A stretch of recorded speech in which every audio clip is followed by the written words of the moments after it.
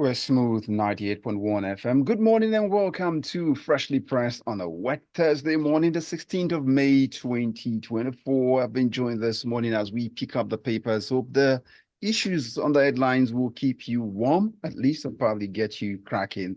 Maybe a little agitated and stable, but I can tell. But let's join now our analyst this morning who joins us as we get into the papers, digging into it deep and also getting you also to be part of it on 0809 444 0981. Send us a WhatsApp message and then we'll be getting you on to the show.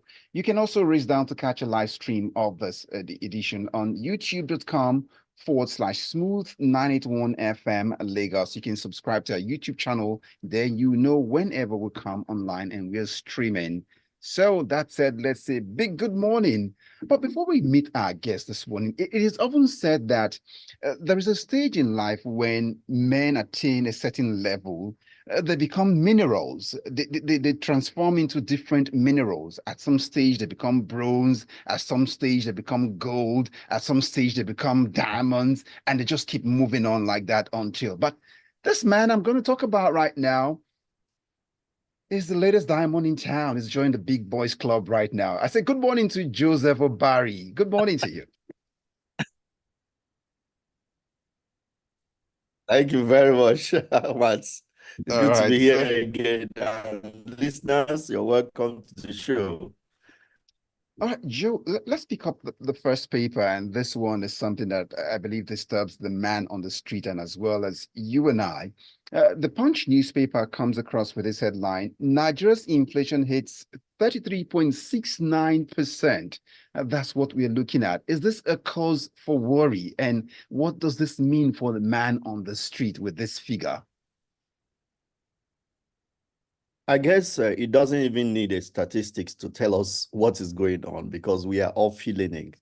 You go anywhere you go, buy anything, service, product, whatever, the prices have hit the high heavens and we are all in excruciating pains.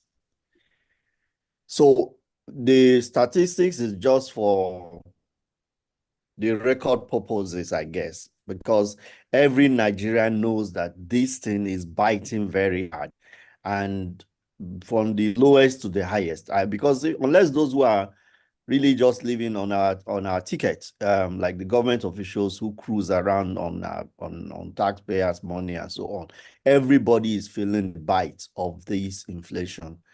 So compared to last year, I mean, we were at 22 point something last year in terms of inflation. And today we are in 33.6%. The so-called headline inflation is simply the calculation of prices on commodities and like food, energy cost, and so on that is done by the Bureau of Statistics, and they come up with this measurement. And it's defined whatever measures the government has been trying to use to control. There's not been any apparent effort to control prices. Experts sometimes advocate that government has to, in order to manage inflation, they actually have to think beyond the traditional methods of maybe interest rates and all those kind of monetary fiscal policies that they apply and actually do an intervention. I think Nigeria has got to that stage where the government needs to begin to think out of the box. And there have been attempts here and there, shouting at certain people who want to raise prices and say, don't do that, don't do that. But the reality is that I'm in business. I'm getting money at a high cost. I am getting energy at a high cost. And everything I'm doing is at a high cost. I must pass that cost to somebody. Unfortunately, it is the common consumer who is not used in the middle of all of this mix that get hit by it. The cybersecurity levy they wanted to introduce, for example, which the argument made is not meant for the consumer, the average bank customer. Is meant for big companies and so on. Even if you charge them, they are also going to pass the cost to the consumer eventually. So eventually, invariably, every consumer of products and services get to feel the impact of of inflation now. So there should be deliberate effort to tackle where those costs are rising for manufacturers, for producers, for service producers and providers and so on. Otherwise, it will just become a galloping inflation as it is now. It is almost out of control because it's defying every measure that has been taken so far. So two quick issues that you raised before we rest this headline and wait for the listener to get their contributions on. You raised the issue, the need for control, but that takes us to the sort of economy we practice. So in an economy like ours, if you attempt to bring in controls, definitely wouldn't there be outcries of, oh, I get my money, it is a free enterprise. You don't tell me how to buy and how to sell. Yeah, that's the dilemma because we're looking at the reality is that you cannot really, I mean, DSTV, for example, they increased. You can't tell them not to because they are providing power by themselves. Perhaps they are not, even if they are going to take power from the company when there is power, the price has gone up. You're telling maybe they're in a band A and they are paying more for power. So who bears the cost? You don't want them, they are not in charity. They are in for profit. So they cannot run below a level that will give them the profit margin they deserve to have. So it's a dilemma, yeah. What in some other places, what they do is that it's selective control. It's not a wholesale. I mean, for example, why can't government subsidize energy costs? Yeah, because energy subsidizing or controlling energy costs filters down to everybody. It brings the temperature down. So you are able to now, because every person, manufacturers, everybody is depending on energy costs. So those areas that need attention are the places where they need to have that control. It's not a wholesale, holistic price control as such. Oh, well, let's just let that rest for now and just hope that at some point in time, the temperature would come down and we would realize that we're in this together as a people. But on a final note, looking at the way the economy is being run, you imagine with these figures now and the posting of these inflation figures on a back-to-back basis this way, one wonders, why haven't we officially declared a recession? Well, okay, that's for the economists to say, because what they do is that there are certain indexes that must be attained before a recession is declared. For example, if you're talking about revenue generation and it's deep, it is so deep that it cannot raise the economy to a performance level that is acceptable, then you begin to think of a recession. Ironically, Nigeria at this time has gained a higher level of revenue, for example. So if all those indexes don't add up together, you will not just be declaring a recession. So there are things that are just at odds in this economy. And in fact, when you look at high cost of governance and all those things and so on.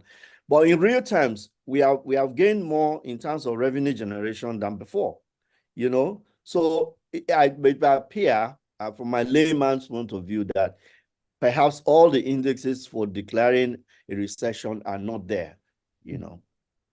No wonder the economists will say, with the elementary knowledge we've got back then, all things being All equal, things being ceteris equal. paribus. And where would things ever be equal in the first place? Well, let's go on now to the Vanguard newspaper, where the headline here talks about reps step down, disagree over motion to investigate faulty presidential air fleet.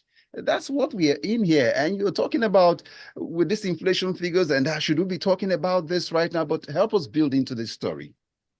Yeah, okay. So it's not really as if they don't want to discuss it or they don't want to investigate it. What they actually said was that it was premature to raise it on the floor in plenary, that they would have preferred that the relevant committee of the House does the investigation and finds out what is actually going on to these embarrassing situations where our president, our vice presidents have got to charter aircraft for their official duties. And it just goes down to tell you the Nigeria issue. Nigeria has happened to me. I'm sorry. I got lost power. So Okay. You're on the simulate band, that. you're on band F, I guess. So, About but F just right now, I'm telling you. So I'll take a measure to it that later. But the point is this: the presidential fleet, what rankles the House of the Reps is simply that the presidential fleet is such an important fleet that it should not be left to the kind of management it's going through. I know that aircraft maintenance is quite expensive, but they are worried that a lot of money is voted for the maintenance of the aircraft in the fleet, and yet they are not available, they are not serviceable, and that is simply worrisome. So we should wait for the outcome, and I hope that they won't sweep whatever they discover under the rug, as we say that they are going to let it known to the country why it is so, because it's even the flying charter jets are not cheap. They are not cheap at all. So it's hemorrhage in the budget if we have to step out and begin to fly our president on in charter jets. And I learned the vice president had to cancel his trip to the US where he was supposed to represent the president just because his aircraft was faulty. so You know, Joe, in a country where you've got the Nigerian Air Force, you would imagine that. So, what then maintains the presidential fleet? If you have the Nigerian Air Force, and then we'll still be talking about the issue of the fleets being down and not serviceable. So, what are they doing? well, it depends because some of these parts are, in fact, all the parts of the aircraft, because we don't manufacture aircraft anyway. So all the parts are imported. Or whatever relates to it is imported and it's in dollars. So sometimes when you order this equipment, even at the most expeditious delivery method, it takes weeks for it to come. So all those things have to be factored in. And if we don't have alternatives like spare jets that can fly, the presidential fleet should not just have two aircraft. Well, we said we You know, should sell some because they you have see to they were sell hanging some. out there. Yeah, maybe because we're not even they are not even being maintained. They are being maintained at a higher cost. So then maybe that's why they have to be sold out, because they're just there, you know. So if we are doing so, if the Air Force is not able to maintain this aircraft, then get private individuals to come and do that on a kind of contract or whatever. But there should be no excuse for in this area at all.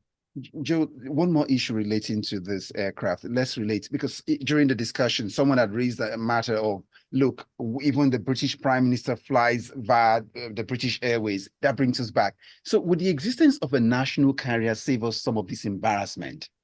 I don't see Nigerian leaders humbling themselves to the level where they want to fly any commercial jet. Even on normal businesses, they fly business class. They are profligate. So that humility that makes you want to think about the national interest and how you want to manage cost and so on, it's not there for us. So I doubt, even if you have the best national carrier that and so on, it doesn't matter. We are not the thinking of our leader is not the same with that of the British at all. So I don't know how that really makes any equation. Because if you begin to compare our politicians and their lifestyle and the way they run, they spend money, there is nothing compared with what you get in the West. Joe, I would also like you to link up this story to the next paper from the This Day newspaper. There's a headline that's related, but that will be on the other side. It's still freshly pressed on Smooth 98.1 FM. We expect to read your thoughts concerning the issues on the dailies this morning, the headlines. Just send your thoughts across to 0809 444 0981. We're Smooth 98.1 FM.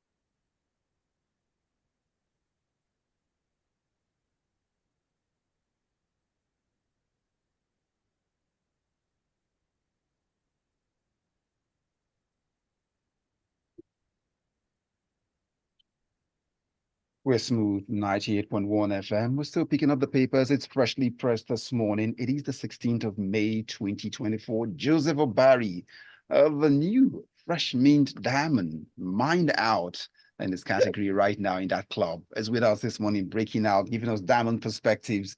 Let's say your perspective in life at this level now is get to be diamond at this point. So Yeah, let's begin. Let's all enjoy it round, all all round round. there. So you were going to link up the story to this next story now to that of the presidential fleet, which we picked up earlier on. So this day newspaper comes across with this headline saying, "Presidency VIP, that's very important personality. Well, now to pay at airport toll gates after 10 billion naira loss." How Yeah. soon did we realize this?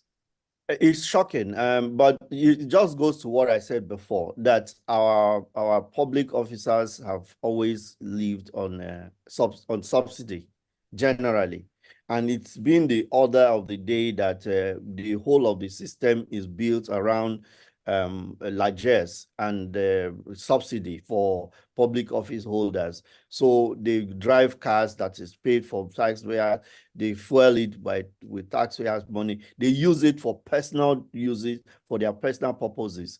Don't be surprised that in this so-called band of exemptions that is created, even their private cars, even their wives, even their children don't pay airport taxes or tax. They don't pay all of that. They're exempted. So it's just an abuse of privilege that has always operated in Nigeria. If you give them a yard, they take a mile. That's simply the way the Nigerian public officer operates. And it's been a dismal experience. So for the minister to have come out to categorically confess such hemorrhage, it's laudable, because he could have simply just kept quiet. But the reality is staring them in the face. Revenue is being lost. Revenue to government is being lost. It's time to call these things off. Nigerian public officers have they have leached. They've leached on us for too long, and we need to curtail this. We need to cut off certain privileges they've had, because what has happened all along is abuses of all the privileges. There is no privilege you think of that public officers are supposed to have that they have not been abused. And for how long can we continue in an economy like this? Even in the United States, we got to know through Obama that there are certain meals he pays for. If he holds certain events, he has to pay out of his pocket. So why? But in our own case, wholesale, 100%, a government official lives at the expense of the taxpayer. And this is just a tip of the iceberg. We don't know how many other sectors we are hemorrhaging from the profligate subsidy mentality of government officials. It looks like a fine point. Let's pick up papers. The reactions from the listener at this moment to all of these headlines now. So I find Adegboyega Adedeji's message here says, reacting to the hike in the inflation rate. The hike and rise in inflation is as a result of leaders that don't know their right from their left and their left from their right. Leaders that are unprepared and unfit for the job, but just want to make a political record. We don't have a reformist as leader, but that want to make changes rather than have leaders that want power by all means. Adegboyega Adedeji's thoughts this morning. Ajayi Olonilua from Magodo Isheri says, well, the inflation rate at 33.6% announced by the Bureau of Statistics does not reflect the reality on the streets, as a cost of goods and services, as well as above 300% increase. Government still needs to do more in bringing down the rate of inflation that has rendered the value of the naira almost worthless. That's Ajayi Olonilua from Magodo GI Sherry. And then there's a sliding tackle coming across from, well, your colleague, Joe, if you're ready for this tackle now, and we don't know if there will be VAR to look at it, but AB Bozima comes up saying, Is Joseph suggesting that Adi Shirika promised the airplanes would be manufactured in Nigeria by 2023 was a false promise, even though government, well, scammed the populace by painting a lipstick on a pig in the form of an Air Nigeria painted plane? Say it ain't so, Joe. A.V. Bozimo, and he says, happy birthday. So, your reaction, right of reply. Oh, well, man, that one, I can't speak for Racketeering. I think, right now, he's in the court answering questions. So this matter is sub judice. I don't want to talk on it. Whether there's going to be a aircraft manufacturing by 2027, we will wait to see. Maybe miracles still happen. Okay. So let's go over to Yinka Bolu's thoughts this morning. Yinka Bolu comes up with a message and he says here, well, to effectively combat inflation, we must ask ourselves if we are prepared to handle the subsequent consequences. And then he talks about the answer is no. And are we poised to endure further interest rate increases? Again, no. Recently, the NLC leader suggested that raising power tariffs, was inflating prices, a claim that puzzles me. It's evidence that food inflation is the primary culprit, and addressing it requires a targeted approach, reflecting on Nigeria's situation and data. I find it hard to trust the figures presented. Otherwise, why hasn't the recession been declared? Intriguingly, despite the widespread concern, Nigeria doesn't rank among the top 10 most indebted nations according to the IMF, which I find quite surprising. So here we go. Olabode from Surulere comes up saying, if you use a chartered flight, brings more money into the pocket of some individuals, why would they use presidential flight? Even individuals like us, like Olabode, don't allow us a small car to become redundant before we fix it. We review his view though. That's Olabode's thought. Let's return to the papers now. He's simply saying if private individuals can maintain their cars and whatever they own, let alone government, you have what you call the Nigerian Air Force. And what do they do if they are not flying to launch attacks? What? Anyway, let's pick up this next the headline from this one here. Well, NIMET to begin strike on Monday due to unpaid arrears. That's according to the Punch newspaper. So who tells us the weather eventually when they go and how to avert flood? Yeah, very, very important agency of government. They are there quietly. They tell you, warn you of weather, and they are very important in the aviation sector in particular. So they are a group of people that are there silently playing very important role. And to hear that they are owing them and nothing critically is being done to pay them is very disappointing. But further down the story, we learned that there has been their management has said that they've tried to engage the government, relevant government agencies on how to get their arrears paid to their workers. And I find it ridiculous, the kind of excuse given that, well, you're not the only ones being owed arrears.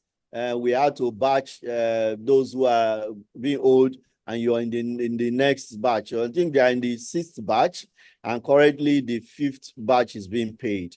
So let's hope that happens before the strike happens. But what happens in Nigeria is that governments officials, I would say, or government generally, some aspects of government is such that until things get to a point where people are about to shut down the system, they are insensitive. Well, that was the word I would say. There is a lot of insensitivity in government work. So somebody is supposed to process certain things and he just goes to sleep. He doesn't act on it. He doesn't care. He just leaves it because he's not personally going to benefit from it. And until that kind of orientation is changed, we will continue to see a situation where things just lag, things don't get addressed when they should be addressed, and people suffer for it until it gets to a point where people are getting to threaten to shut the system down. Then somebody works and they scramble and in a kind of knee-jerk reaction, then things begin to work again. And then once that crisis is addressed, then everybody relapses to the old ways of doing things. There is need for reorientation in the civil service, and it's a course across all aspects of the civil service, I must say. Let's race down and grab a copy of the Nation newspaper where this headline, if you can do this for us in 2 minutes or less, it talks about, well, that's the Nigerian Information Technology Development Agency, NITDA, and the Defense Headquarters. Others plan deployment of digital assets against terrorism and kidnapping. And some would ask, not today. We don't need talks and promises. We need action. And if this is an important security strategy, why are you talking about it? Why are you in the public discussing it and all that? Go quietly go into action and energize this whole thing, activate a system that works. When you have achieved what is feasible, what can work, then come and tell us or put it into action. And then let's see the result. When we feel the impact and we see the result coming out, then you can come and tell us what was behind the success. No, you don't, but you see, the mentality of the government agencies and people in government is simply maybe just announce things, say things, when, as I said, the devil is in the details. What's the detail? How is it going to work? How is this going to ensure that farmers are going back to farm? How does it help the person people who have been kidnapped, who cannot be found, abducted or killed in some remote villages? So statements like this mean nothing as far as I'm concerned, and it doesn't help any citizen anywhere. So if it satisfies, it massages the ego of government officials that, oh, we are doing something. This is what I think, which is what this is supposed to be, is that we are doing something. Please know that we are doing something. We don't want to know how you're going to do this thing. Go and do it quietly. And what bothers me is that some of these people don't even understand what security strategy means. And you don't talk about security strategies. You don't talk about them. So you're dealing with a coordinated terrorist sect group that are quite advanced in the method they are using. You come out and start discussing your strategy to the media, because you're holding, so you can talk about every other thing, there's a meeting or whatever, but you don't need to reveal to us what the strategy you're coming up with. So yeah. So let's get in a few messages in the way quickly. AB Ambo's message here tells me that, well, some people just want to be in power and enjoy the perks of positions of authority.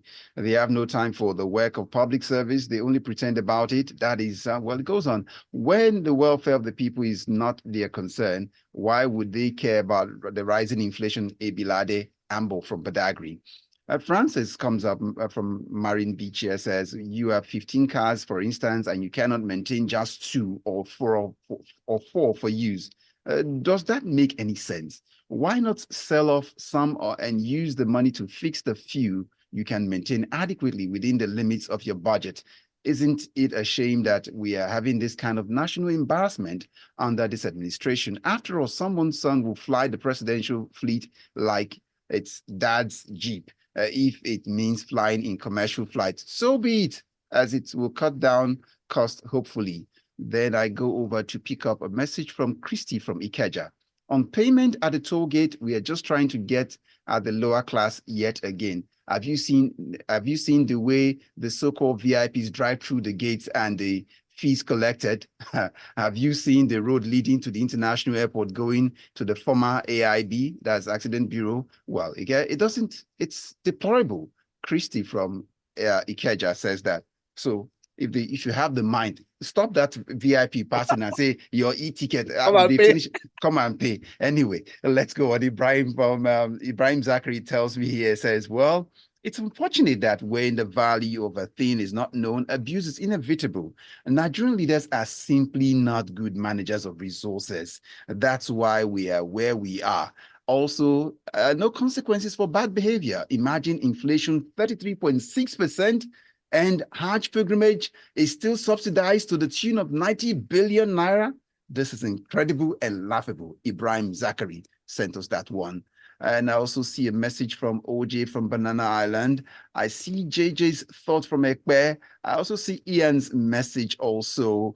Well, I see Aisha's thoughts also, and Aisha's yours the last message. The government should be innovative and engage government students from various universities to profile solutions to our economic and inflation issues. It should be done as a competition or an assignment. That's where we leave it. Uh, Joe, for this morning. It's been a steamy session, honestly, I want to say, but we'll just leave it here. Say thank you so much, Joseph Obari, for your My time. pleasure. My pleasure always. And thank you to everyone who sent in their messages this morning. We apologize we couldn't take all of them, but we just see them and we appreciate them greatly. My name is Omatseye Atsenuwa. I invite you to come with me full time for the Grapevine when we shall pick up the issues there, entertainment and everything you can laugh about and ponder about. Thank you.